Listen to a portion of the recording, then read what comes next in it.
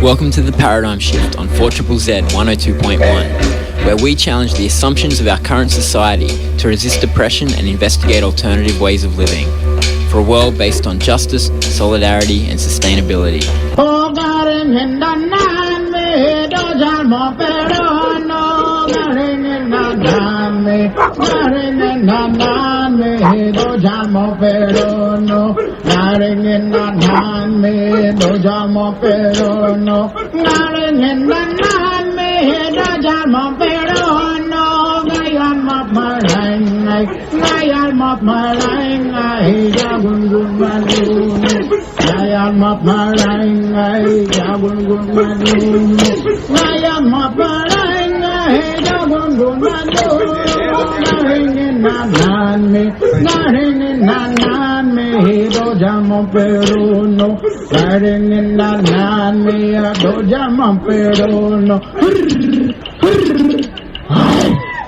Welcome to the Paradigm Shift on 4ZZZ 102.1 FM. It is your local community radio station, and my name is Andy. I'll be with you for the next hour, broadcasting on Jagera and Turrbal country. And today's show is Doing Time for the Planet Part 2. If you were listening last week, you would have heard Violet Coco and Brad Homewood talk about their recent stints in prison for doing climate civil disobedience protests in the streets of Melbourne. And today we are going to hear from Ali Alishah, who also did a 3-month stint in prison and also just got out last month, but his was in the forests of Tasmania. We'll hear much more about it, about why he took that action and some of his reflections from his time in prison. And much like last week, I think people who go into prison for doing these kind of actions are very useful at analysing some of the problems with our prison system, because they go in there, I guess, a bit more open to analysing what's going on around them and reflecting without maybe the regret and anger that sometimes accompanies being sent to prison. And so it's always great to hear those insights, and we certainly do need to do something about our prison system to make it a bit better. At the moment, we spend incredible amounts of money on prisons, and we don't seem to really stop many people from reoffending given the recidivism rates. And as Ali Alishah describes it, we're basically just warehousing people rather than doing any kind of rehabilitation.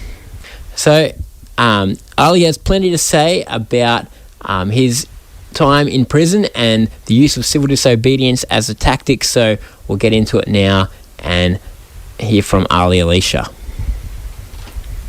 Ali Alishah, I have been involved in an effort to protect Tasmania's forests in one way or the other for about 20 years now. During this time, I've been incarcerated twice, both times for periods of around 3 months. Slightly more the first time, this time exactly 3 months. And I was released 3 weeks ago.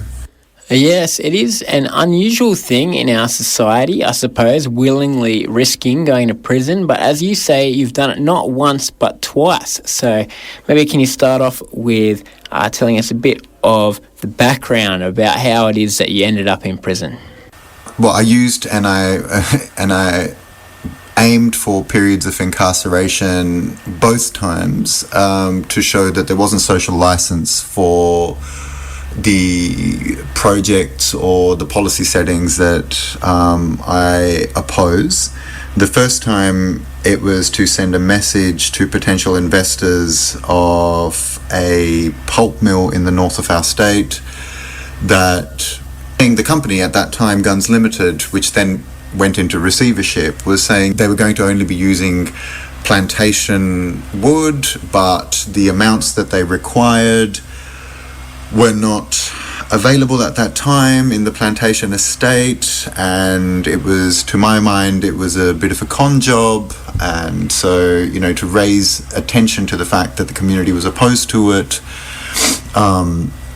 I decided to go to prison, basically to show that there were people dedicated enough to put aside their lives and to take on what our society deems to be the greatest punishment. And this time it was relatively similar. There has in recent years been a fair bit of disinformation in Tasmania that we don't log old growth forests, that we don't destroy old growth ecosystems, that we have a world's best practice management system of the native forest estate. And there was a particular coup in an area of Tasmania known as the Styx Valley. You may have heard of it being referred to as the Valley of the Giants. It is a phenomenal part of the world. I encourage everyone to see it. Established tall eucalypt, extended tracts of rainforests that have not yet been touched, and wet rainforest gullies. It's an amazing, irreplaceable ecosystem. And they started this coup, which was roughly 200 meters away from the World Heritage Area, and as is now considered and accepted across forestry and conservation sectors, that the logging of rainforests increases the risks of bushfires and hence increases the risk in this situation to the Tasmanian Wilderness World Heritage Area. I decided to go get arrested, and then arrested again, challenging the anti-protest laws, which are also which were brought into place in Tasmania in the last few years, to highlight that what people's understanding of how the government manages our native forest estate is firstly incorrect, and secondly, and more importantly, unacceptable. Yeah, so there are a few interesting things about your arrest, and one of them that you just touched on there is Tasmania's new anti-protest laws, aggravated trespass laws. Can you tell us a bit more about them and how that affected you in taking this action? Well, there's been a drive by the Tasmanian Liberals to bring in so-called anti-protest laws. They've tried several times to get them through Parliament, and since 2014, and they've succeeded, yet those laws have been challenged in one higher court or the other over time. This time, the last iteration of the anti-protest laws that passed was, I guess, legally the cleanest, in the sense that instead of creating new classes of offences, they basically brought in an aggravating factor to the trespass committed or to the offence committed if you were doing it for protest. So in effect, it comes into effect in the sentencing, in the sense that it's an anti-protest move in the sentencing, which I still consider undemocratic.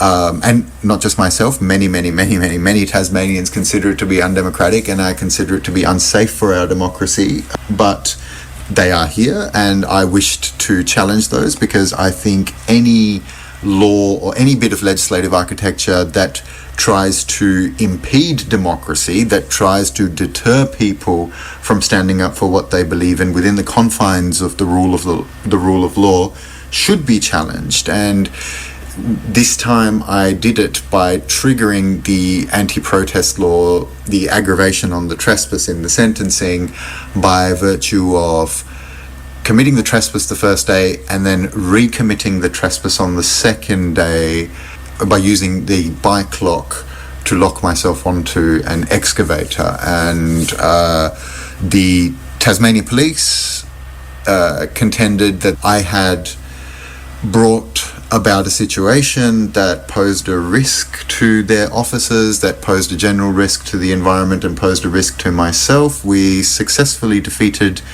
any notion that it had posed a risk to the Tasmania police officers and to the environment, and we contended that it was a minor, very minor risk that was posed to myself by virtue of being locked onto a machine, and that we had faith in Tasmania Police's capacity to be able to operate bolt cutters, but the court held that I was unable to be certain, regardless of my decades of experience dealing with Tasmania Police, that they are sufficiently trained in the use of bolt cutters, even though Tasmania Police themselves contended that there was a special, in quotation marks, lock-on squad that they have that deals with and trains themselves to deal with protesters. Yeah, it's a complex business, these legal arguments, I guess, but you're right, these arguments do need to be made and we need to get them into the courts. I'm interested in talking about strategy because often when we talk about people getting arrested and going to prison, there's this idea of these kind of rat bags somehow outside of the system, whereas you are someone who is in a political party, who works as a political consultant. So I'm interested in how you see these two things fitting together, the kind of illegal direct action and the so-called inside track of working with political parties and legislation, etc. Well, I contend that my actions occur within the rule of law, as in I undertake protest activity knowingly and willingly, accepting that there will be a legal penalty to pay. I do not see it as an outside track of action. It's the same as, campaigning inside the political party. And yes, you're entirely correct. I'm a member of the ALP and I'm very proud to be a member of the ALP. I've often stated to people, if you want to do battle for the heart and soul of Australia, join the ALP. And the ALP in itself, its birth was the workers' movement. Its birth was to challenge the status quo that was economic, and it did so by organising people in different ways. And, full props to the union movement and all of the history of the union movement for injecting those ideas consistently through many different means into our political psyches. But apart from that, to my mind, in my eyes, admittedly, the usage of protest to highlight and the incursion of a legal penalty upon oneself to highlight what is a bad policy setting is not too different and not too a track away, if we will, from taking a petition or taking a proposition to different politicians. It's still highlighting the fact that our policy settings are deficient and unacceptable. So, with due respect to people that like to delineate actions as legal or illegal, well, the motivation behind them is the same. They are there. You undertake these processes as methods, as tactics towards a larger strategy of getting the policy setting right, because the strategy isn't there just to defeat one's opponents or something. The goal is to protect what is our heritage and protect and be able to pass it on to future generations and protect the interests of, well, in this case, the planet at large. The strategy is to affect politics, and the tactic used is the elevation of the issue in the eyes of politicians to see, and lawmakers, and on all sides, public servants, etc., and to elevate the issue and to make it a priority for them to deal with. Well, let's talk about prison. You've just spent 3 months in there. Do you have any reflections from that time, I guess, for yourself or about prison? Look, as a principle, I don't think anyone who does not pose a risk to another person should be in prison. I think that is unacceptable as a principle, which I know must sound interesting because I willingly put myself in there and I was using it as a campaign tool. However, philosophically, personally, I believe that if you don't pose a risk to another person, a risk of injury or anything like that you should not be in prison to begin with, number one. Coming down to the specifics, in a Tasmanian context, our prison system is and he has been for a number of years at breaking point. We are chronically understaffed, and that's been the case for a decade. Because of the understaffing and because of the under-resourcing, we have nigh on abandoned the correctional enterprise in Tasmania. It is essentially warehousing whilst being secluded from the rest of society. We simply don't have the resources being delivered and a correctional direction being set that would allow me to speak positively about Tasmania's correctional enterprise, of which, as I've just mentioned before, I see it's nigh on abandoned, if not abandoned. And I think lawmakers have thrown their hands up in the air and put it in the too hard basket with Tasmania. They're willing to isolate $300 million to build a new prison and build new prisons, but they have given up to a great extent on the idea that prisons serve as correctional facilities. We are now entirely warehousing and excluding people for the term that the court has set for them to be excluded from society, and then we're putting them out there in many, many, many instances, ready and set up to fail and to go back into the prison system. Unfortunately, in the 10 years in between the first stint I did in prison and the second stint, and last time I was considered a medium security inmate, this time I was a minimum security inmate, things have gone rapidly downhill. Medium security, and even our reception centre, which holds multiple different inmates from multiple different security classifications, they are, in lockdown, and were in lockdown when I was in there, at least 3-4 days in the week, if not more. And I say that at least. In fact, it did come up during the election. There were a few pieces in the local newspapers written on this, that you're basically putting people into lockdown in the reception prison that haven't even been found guilty yet. There are court delays because of an underfunding of the justice system across the magistrates and the Supreme Court system. We've had backlogs upon backlogs that have been building up for the last couple of years. And, I was in there this time at the Rombarwick prison system with people who had been in prison for 9 months without being sentenced. A lot of the time this results in people just going, well, you know what, I'm just pleading guilty next time to just get out of the system because I'll do time served and that's it.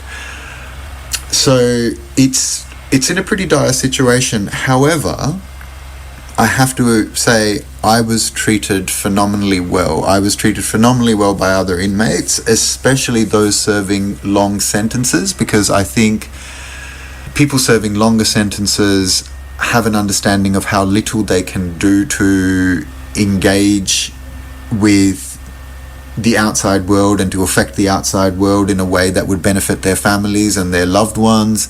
And so they are very, very open to arguments about the greater good, and they understand and they can see the effect that prioritising the subsidisation of different corporations over the interests of the community at large, how that has had a detrimental impact on the communities they left, and how it's having a detrimental impact on the communities that their families are in. And so they were very, very supportive. I was pretty well looked after last time. I was pretty well looked after this time. I was supported in the sense that if I needed anything, people would go out of their way to make my life comfortable.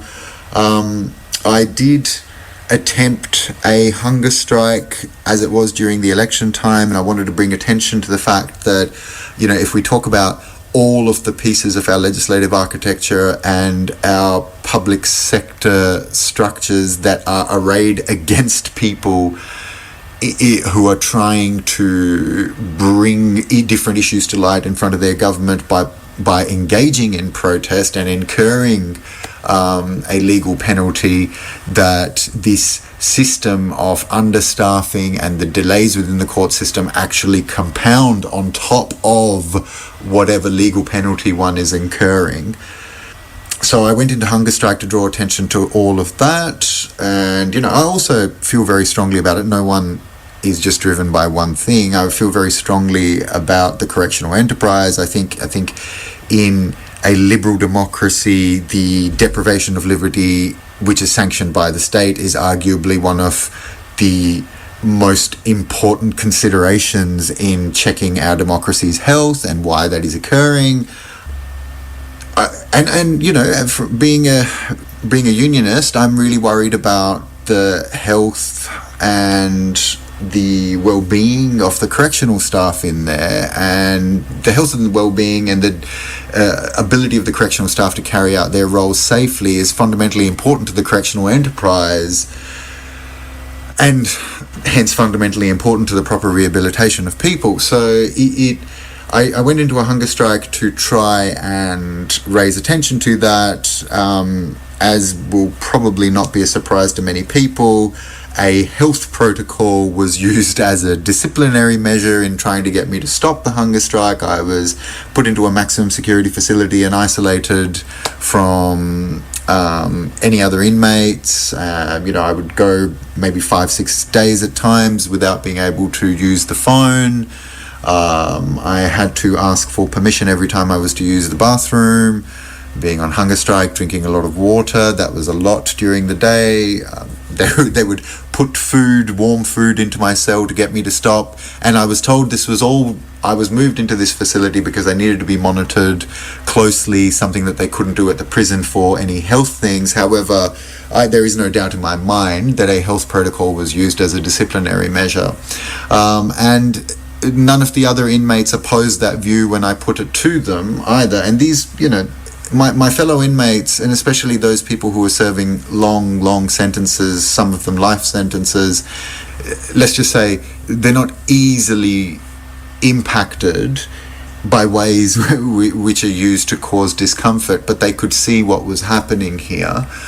And when I stopped the hunger strike and I came back, I had a lot of support once again from the inmates there for what I had done, and then other things started coming to light in how people have been treated, how minimum security inmates have been treated since COVID, what options for rehabilitation and what options for reintegration into society have been taken away from inmates post-COVID, and they just haven't been continued after that. There is a policy of collective punishment inside the minimum security facility where if one inmate does something wrong, privileges are taken away from everyone at large.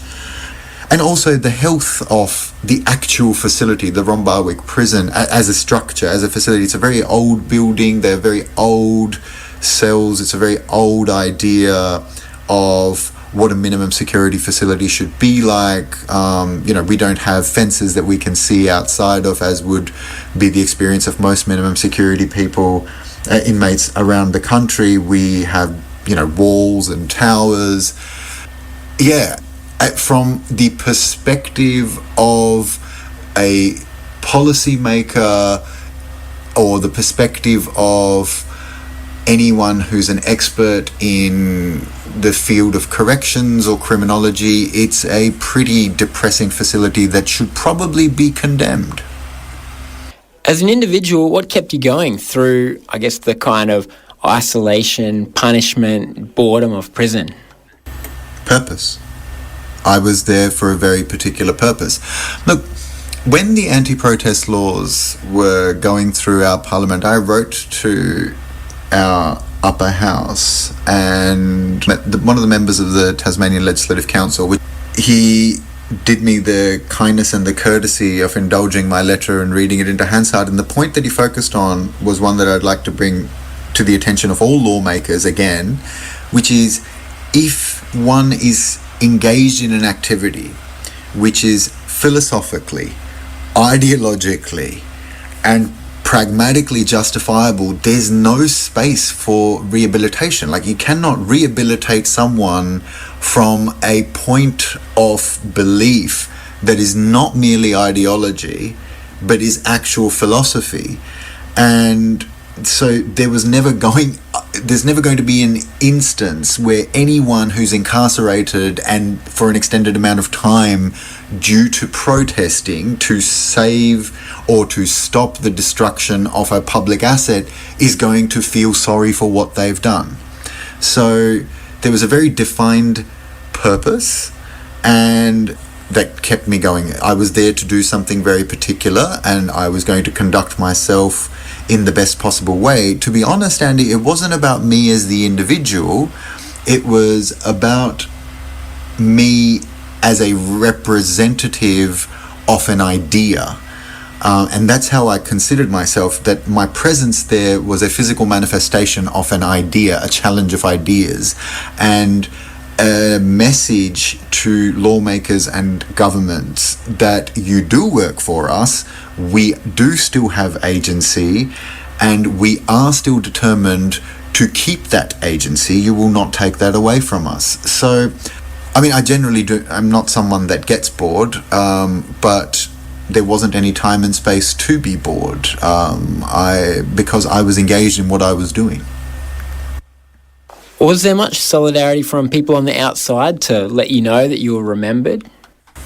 There was, and in fact, that's a big distinction between the two incidences that I went into prison. So the first time, a decade ago, when I went into prison, after I had the dubious honour of standing in the Magistrates' Court in Launceston and the prosecution saying that, look, Your Honour, if Mr. Alishah is not incarcerated, this project won't go ahead. And unfortunately, what happened was, once I was incarcerated, people felt that it was such an over-the-top reaction by the justice system that they started lionising me rather than focusing on the issue, and turned the issue into one that I had faced an unjust sentence. This time, I was vindicated in my position that anti-protest laws won't work and that people will do it by virtue of the fact that once I was incarcerated in that coup. So the first day I was arrested, the second on February the 14th, on February the 19th, there were 3 of us arrested, myself, my good friend Dr. Colette Harmsen, who's also served 3 months in prison recently, for standing up for the protection of Tasmania's native forests, and also the former Senator Dr. Bob Brown. And all 3 of us were arrested, and then following my incarceration, activists and environmentalists from around Tasmania conducted protest activity in that coup that I was arrested in, and kept doing so all the way through to the election and afterwards, and did it until the machines left the coup. Now, we don't know particularly why the machines left the coup, or whether they're coming back, or when they're coming back, or anything like that. So the area is not protected in any way, nor is it safe, and it requires constant diligence. But my position that anti-protest laws and prison and sentences won't deter people, because the moment someone's going to take that step into preparing themselves for incurring a legal penalty, you cannot deter them by giving them a greater legal penalty. They've already made that decision. It's actually tactically, if they wish to deter people from doing it, that's not the way they should be going around it. I'm not in the business of advising them how to deter people from taking an active part in their democracy, but that is not going to work. And I was entirely vindicated in that position. And also, I was very, very proud of my party, the Tasmanian Labor Party, because in the election, in the policy, it announced that it would review the management of the native forest estate, hence admitting, in effect, that the current management regime isn't functioning. So now, whether they did that as an act of solidarity or not, I do not know. I don't think so. However, I do know that there was a lot of solidarity from the rank and file members. I know there was a lot of solidarity from the union movement, if not officially vocalized. And I know there was a lot of solidarity from people in the community. And this is a point I made in court. And I have made this point in interviews with the ABC and with other journalists that, it isn't a deterrent. It has proven not to be a deterrent because other people conducted these activities after I was arrested. I've got a bit of a curly question now for you, because you do hear this argument sometimes about this kind of civil disobedience protest actions, that it's all well and good, but that it's obviously a manifestation of people's white privilege, that they can think it's okay to be arrested and go to jail. And so I'm interested to hear from you, as somebody who's been in this space a couple of times now, but who is not white, what you think of this argument. Well, with respect, I'll let white people talk about white privilege. Look, I'll stay away from discussing identity politics on any level. I tend to more economic arguments, and I think I enjoy the support I do because quite often my principal frustration is with the policy setting. And am I privileged in having an education that has allowed me to study policy to the point where I can have confidence in what I am proposing as an alternative to what is occurring? Of course I'm privileged. There is no two ways about it. The fact that I'm speaking in English and understand and can read policy, I'm privileged in Tasmania. I mean, amongst my fellow inmates, there were some estimates that anywhere between 74 to 78% of my fellow inmates were functionally illiterate. Now, I'm not saying that the prison population of Tasmania is an adequate representation of the rest of the Tasmanian population, but it does bring, really clearly into view how privileged I am by virtue of the education that I've received, and that was because my parents worked very, very hard and valued education above other things, and I will be indebted to them for life for doing so.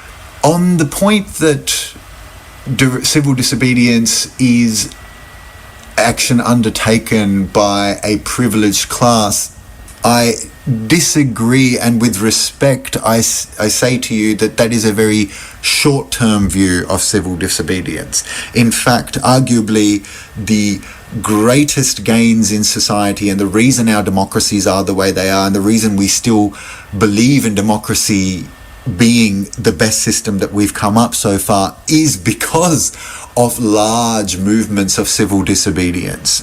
People walking off the shop floor to get more remuneration for their labour, to get safer working conditions. That's civil disobedience. People marching in the streets to get voting rights.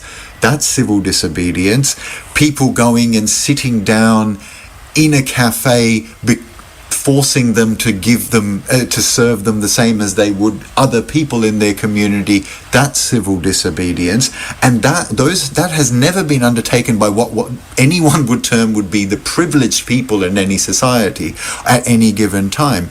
I don't consider the fact that younger people who engage in civil disobedience are privileged. They're making an active choice not to take on the beautiful things that life offers them, families, stable careers, property ownership trajectories, all of those sorts of things. They're putting them aside. They're making an active decision to uphold the tenets of our democracy by active engagement. So I salute them for that. In fact, in a Tasmanian context, I have met people from all walks of life, people who have been exceptionally underprivileged, lived literally in the shadows of hillsides managed by logging companies, and then have become sick or their family members have become sick by a level of whatever effluents are going into the environment from the mismanagement of that, a particular plantation or a particular coop somewhere.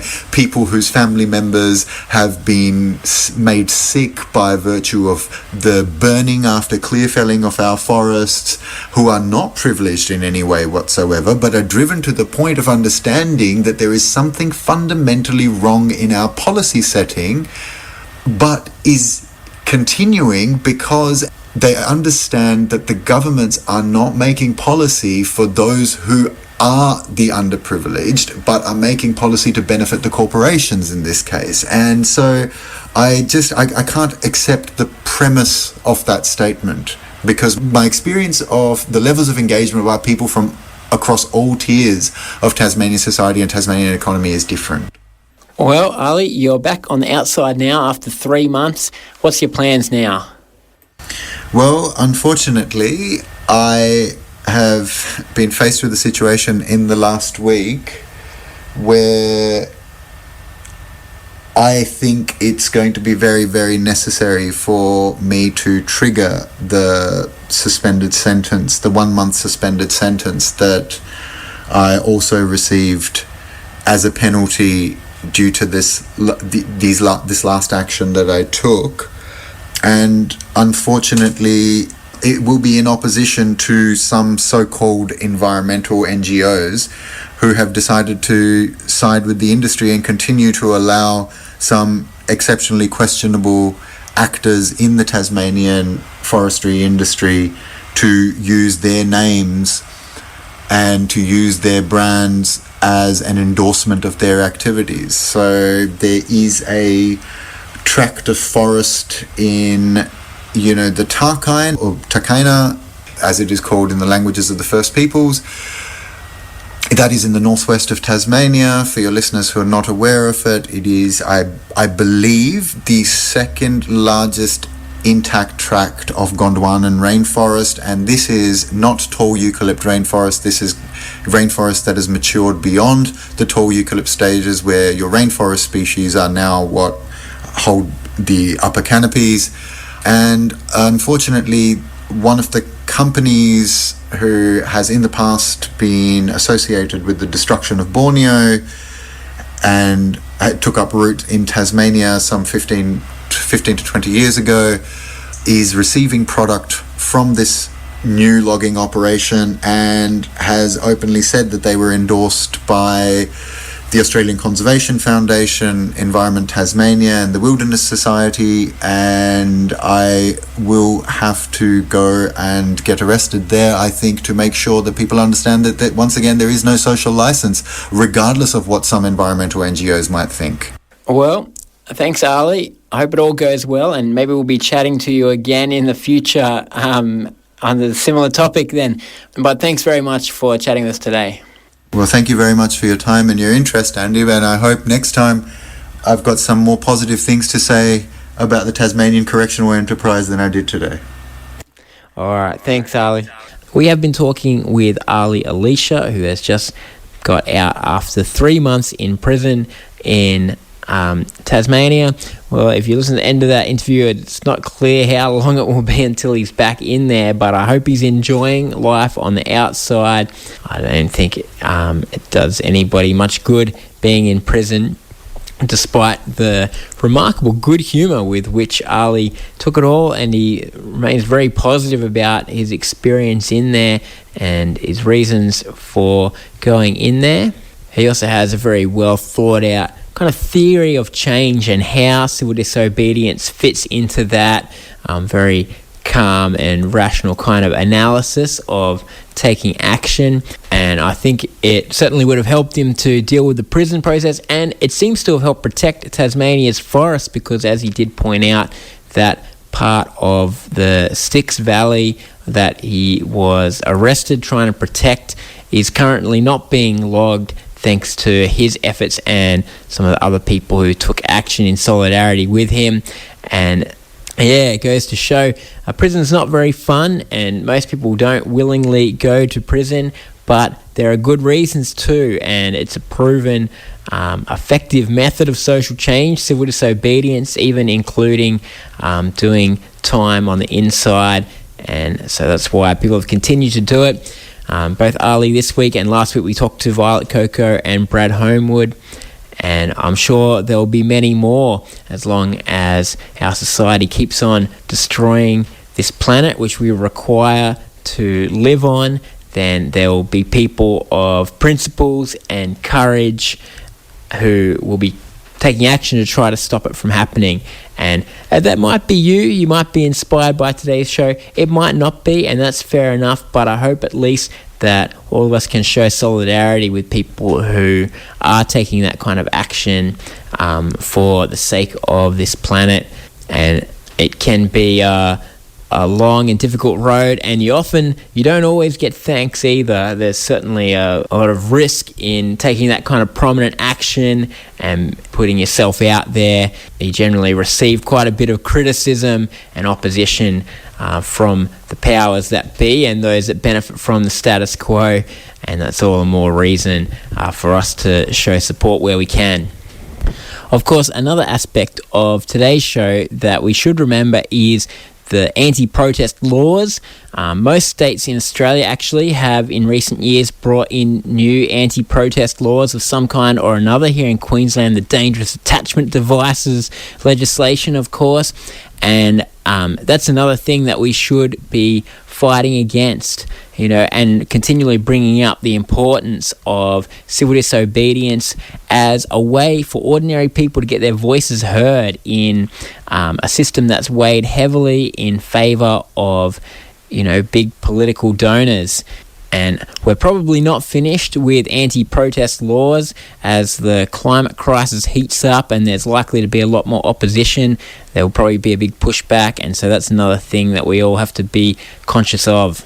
So plenty for us to do, and on the Paradigm Shift too, we'll keep bringing you the news of how people are working to protect our planet. We are about out of time for this week. See you next week.